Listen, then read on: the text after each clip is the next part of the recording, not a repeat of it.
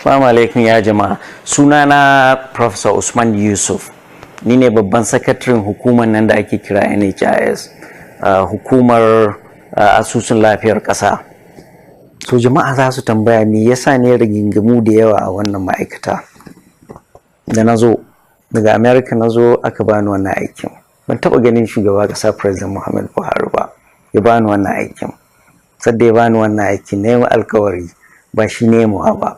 Allah da ya mu nemuwa cewa zan rike wannan amana.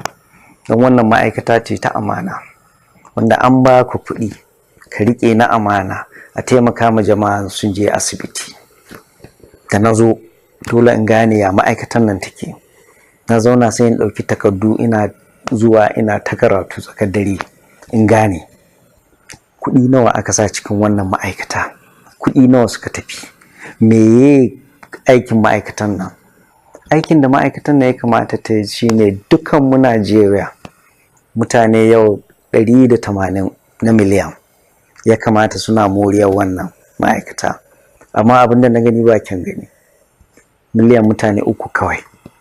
Na ce dalili, akwai wasu dillalai da ake kira HMO ko waɗanda NHIS ba mu ɗaukar kuɗi mu ba asibiti kai tsaye, sai mu ba waɗannan dillalan da ake kira HMO.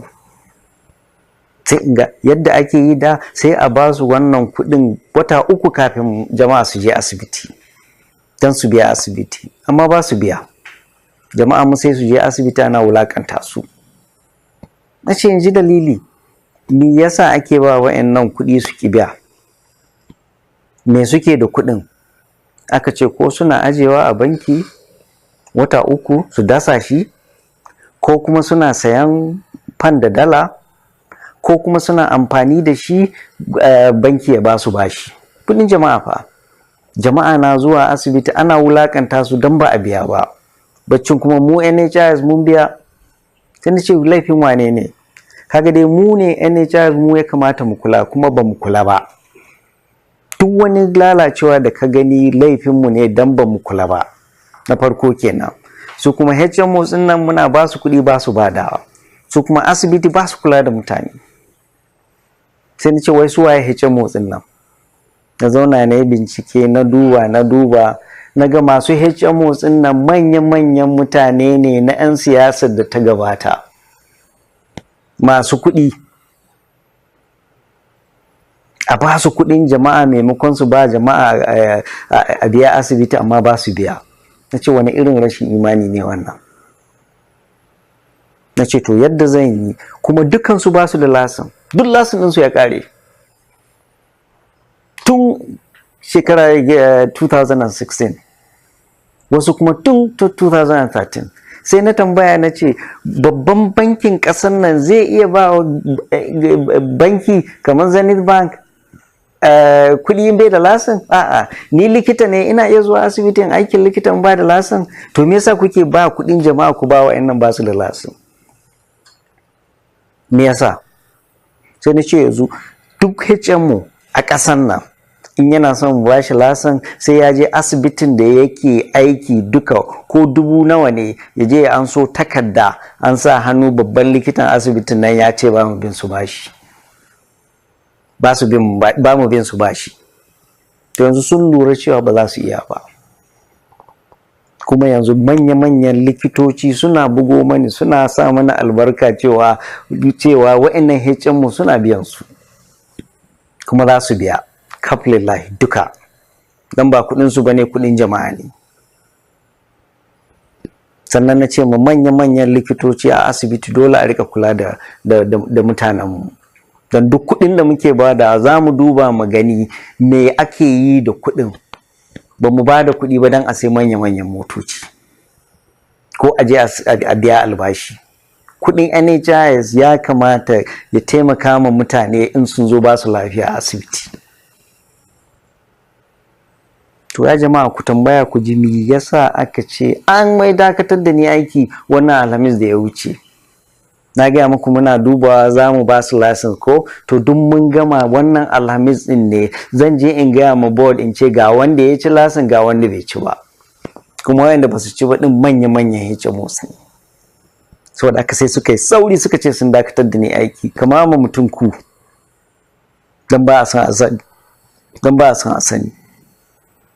To duka wannan rigingimun da kuke ji HMOs ne waɗanda suke zalunci da waɗanda ba su biyan kudaden asibiti duk suke haddasa wannan.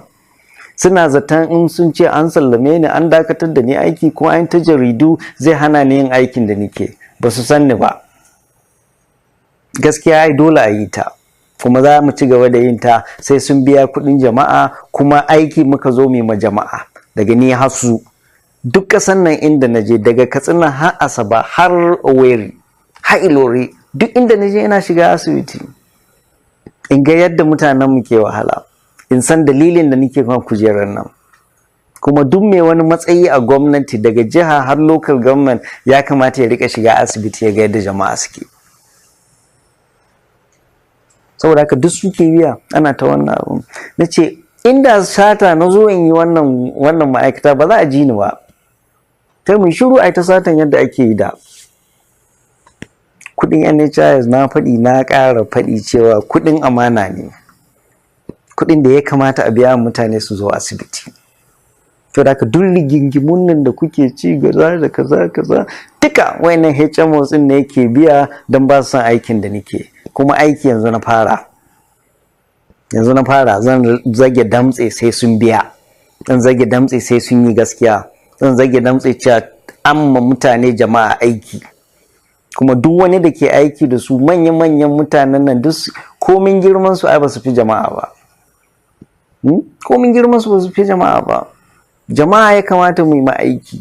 A zo ana rike kudin jama'a na wahala asibiti, mata na mutuwa, yara na mutuwa asibiti. Duk abin da za su ce ni na san zuciyata kuma Allah da ya ni ya san zuciyata. In sata nake so ba za ku ji ni ba. Sata kuɗin NHIS haramiya ne kuma ba zan yi shi ba. Bilaka ya jama'a ku manta da duk abubuwan nan da mutanen nan suke cewa magana gaskiya shine ba a san gaskiya ƙasan nan. Kuma za mu ci gaba da yaki.